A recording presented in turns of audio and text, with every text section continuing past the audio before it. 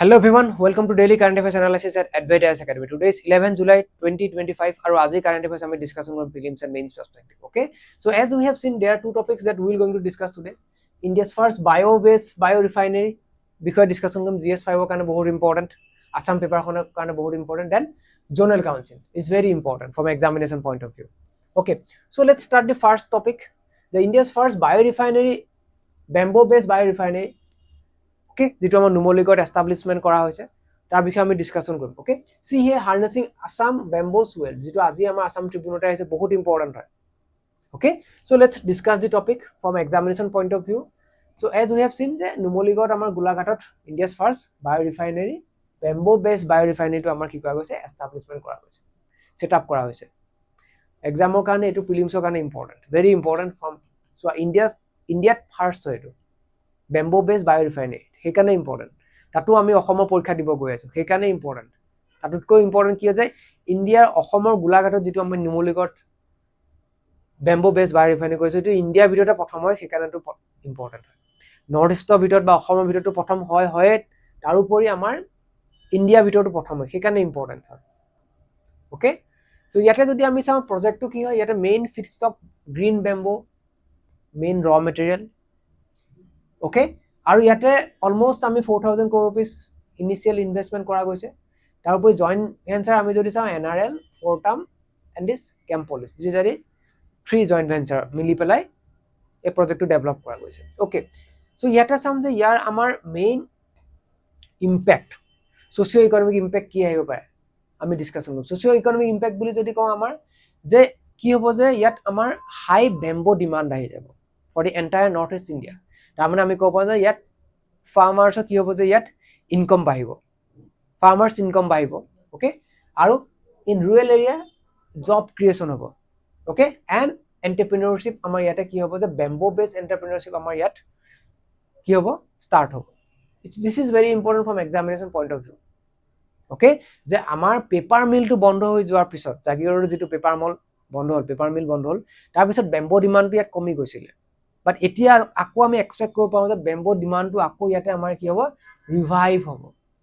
Bamboo demand will revive okay in Assam as well as in North East region because of this biorefinery bamboo based biorefinery in North East India এটা bamboo ডিমান্ডটো যেতিয়াই বাঢ়ি যাব ইয়াতে আমাৰ কি হ'ব যে আমাৰ ফাৰ্মাৰ্ছ ইনকাম বাঢ়িব ইকোনমিক ডেভেলপমেন্ট হ'ব জব ক্ৰিয়েচন হ'ব okay এই পইণ্টটো আমাৰ কাৰণে ভেৰি ইম্পৰ্টেন্ট ওকে অলৰেডি ইয়াতো সেই একেখিনি কথাই আছে যে আমাৰ ফাৰ্মাৰ্ছৰ বা ট্ৰাইবেল গ্ৰুপৰ আমাৰ এটা তেওঁলোকৰ লোকেল বেম্বো আমি ইউজ কৰিম okay so bamboo based industry আমাৰ নৰ্থ ইষ্ট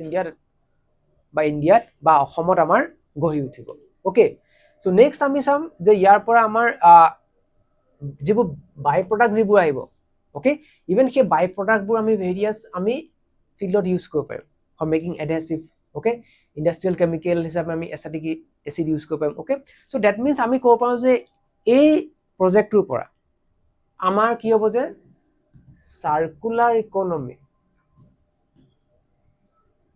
সাৰ্কুলাৰ ইকোনমি আমাৰ প্ৰমোট হ'ব সো সাৰ্কুলাৰ ইকোনমি কি কয় যে ৰ মেটেৰিয়েলটো আমাৰ সাপোজ দিস ইজ মাই ৰ মেটেৰিয়েল এটো কি কৰা যায়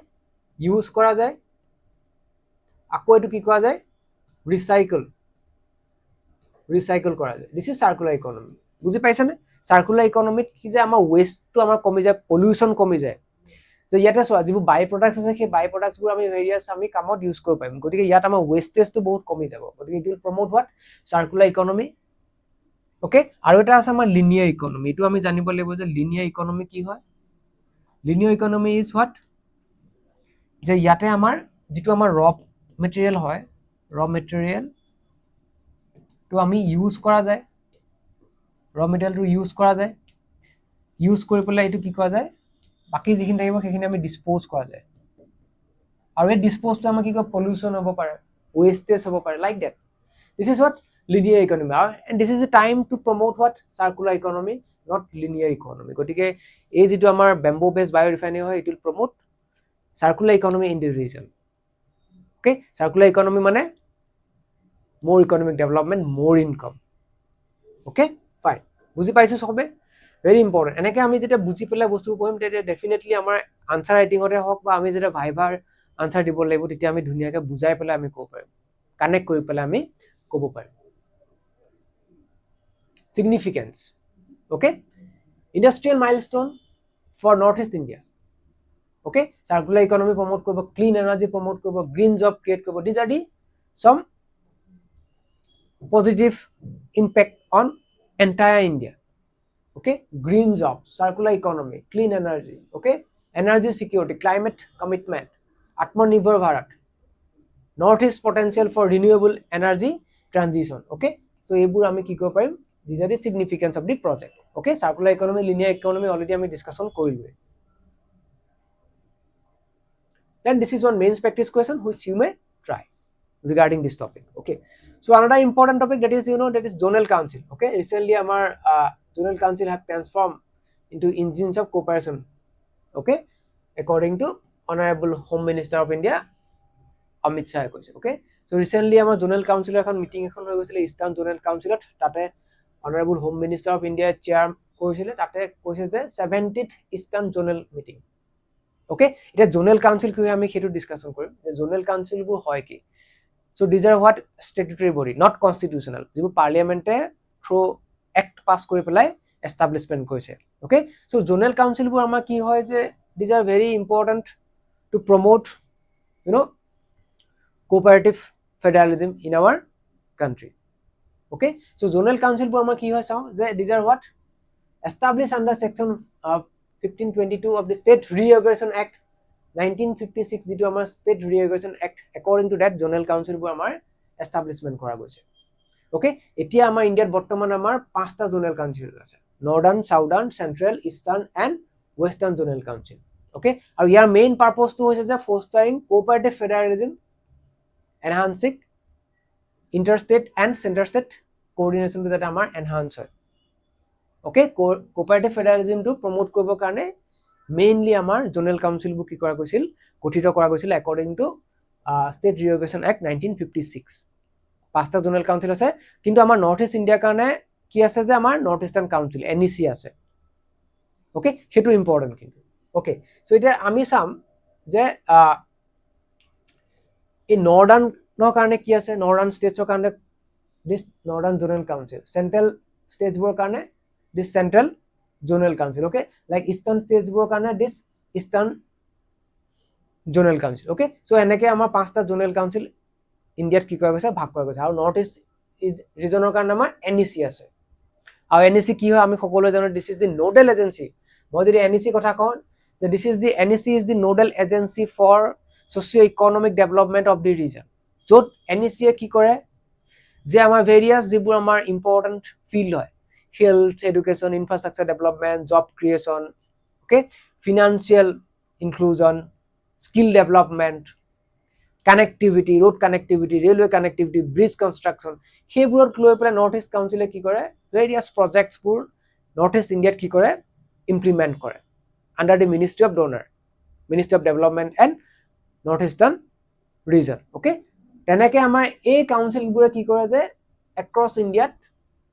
সেই কামবোৰ কৰে যিটো কাম north east NEC north eastern ষ্টেটছৰ কাৰণে কৰে তেনেকে আমাৰ এই north eastern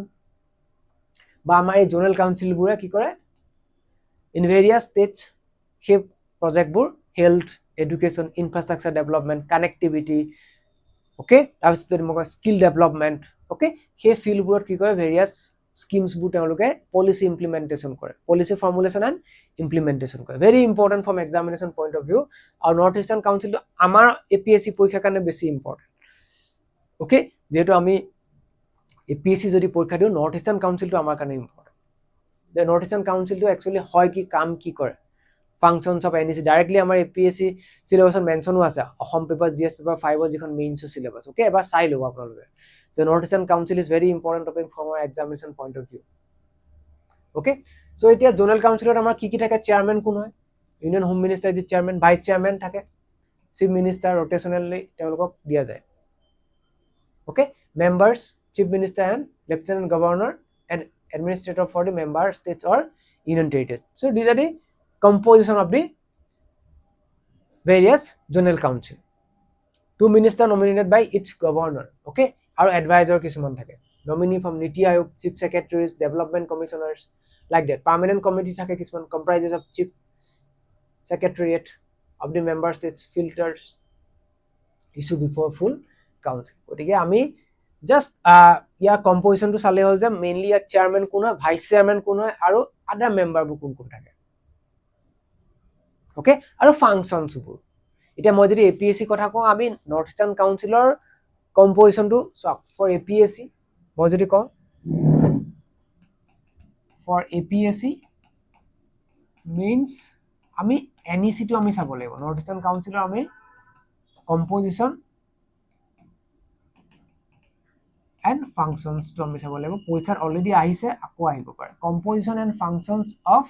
north eastern council. বাকী চবৰে আমি জানিব দৰকাৰ নাই, but this is our important এক্সামিনেশ্যনৰ কাৰণে। আমাৰ এইটো ইম্পৰ্টেণ্ট যে NEC অসমত বা নৰ্থ ইষ্টাৰ্ণ ষ্টেটছত কি কি প্ৰজেক্টত কাম কৰি আছে, এক্সাম্পলছো আমি দিব পাৰিব লাগিব। অ'কে, এতিয়া যে আমাৰ শোণিতপুৰত আছে নেৰিয়ালাম, অ'কে, সেইটো আমাৰ কি হয় যে NEC প্ৰজেক্ট হয়। B Borooah cancer institute in Guwahati NEC project হয়। অ'কে, বুজি পাইছোনে? গতিকে সেইবোৰ আমি এক্সাম্পল হিচাপে আমি লিখিব পাৰিব লাগিব। অ'কে, so I think ক্লাছটো আমাৰ ইমানতে শেষ হৈছে। This is one main practice question which you may try. Okay, thank you everyone for joining the class. Okay, next classত আকৌ আমি important current affairs আমি discussion কৰিম from examination point of view. Okay, thank you.